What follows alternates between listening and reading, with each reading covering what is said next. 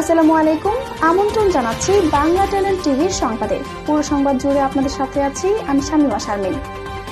Staff reporter Saeed আল মামুনের পাঠানো তথ্য ভিডিও চিত্রে বিস্তারিত দেখুন ডেস্ক রিপোর্টে। তো সুপ্রিয় দর্শক, আমরা এখন রয়েছি টাঙ্গাইল জেলা বাসাইল উপজেলার ঐতিহ্যবাহী ফুলকি গ্রামে। যদিও ঐতিহ্যবাহী, কিন্তু কাজকর্মে কিন্তু এটি ঐতিহ্যবাহী নয়। তো এখানে একটি মেজর এবং সবচেয়ে গুরুত্বপূর্ণ একটি সমস্যা নিয়ে আমরা সরাসরি হাজির হয়েছি বাংলা ট্যালেন্ট টিভিতে। তো সুপ্রিয় দর্শক, আপনারা জানেন যে মানুষ গড়ার কারিগর হচ্ছে স্কুল। তো সেই স্কুলটি আপনারা দেখতে পাচ্ছেন টিজিএফ উচ্চ বিদ্যালয়, এটির কিন্তু বেহাল দশা। তো আমার পিছনে দেখতে পাচ্ছেন এই বিদ্যালয়ের মাঠটি।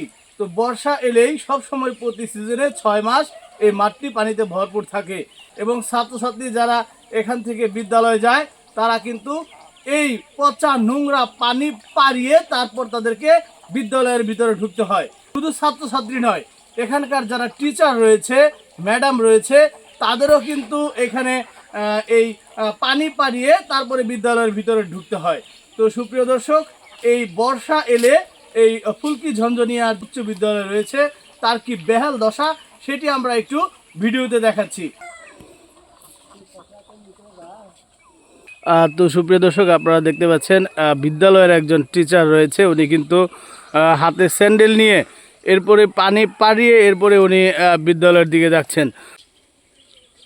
আপনাদের একটু দেখাচ্ছি, দেখতে পাচ্ছেন এই হচ্ছে রাস্তা, এই রাস্তা দিয়েই এই রাস্তা ধরেই এই বিদ্যালয়টিতে আসতে হয় এবং এই বিদ্যালয়টি যে যাওয়ার রাস্তা রয়েছে সেই যাওয়ার রাস্তাটা আমরা একটু আপনাদের দেখাচ্ছি।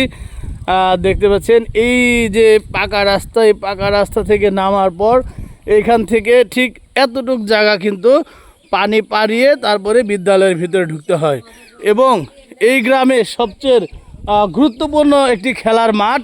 এই গ্রামে সবাই মিলে একসাথে যে জায়গাটি খেলাধুলা করে সেই মাঠটি কিন্তু প্রতি বছরই এইভাবে বর্ষা আসলে বর্ষাতে পানিতে কিন্তু তলিয়ে থাকে। তো সুপ্রিয় দর্শক, আপনারা দেখতে পাচ্ছেন যে মাঠটিতে সবসময় খেলাধুলা করার কথা বর্ষা আসলে 6 মাস এভাবে তলিয়ে থাকে এবং এখানে হাঁস রয়েছে, দেখতে পাচ্ছেন হাঁসের বিচরণ।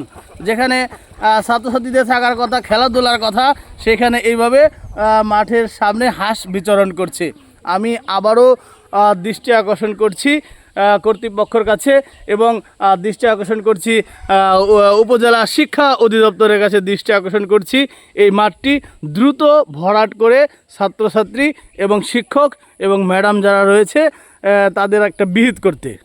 ধন্যবাদ, সবাই ভালো থাকবেন, সুস্থ থাকবেন। বাংলা ট্যালেন্ট টিভি থেকে আমি সাংবাদিক সাইদ আল মামুন। এমন একটি গুরুত্বপূর্ণ সমস্যার সমাধান হোক এই প্রত্যাশায় বিদায় নিচ্ছি। আসসালামু আলাইকুম।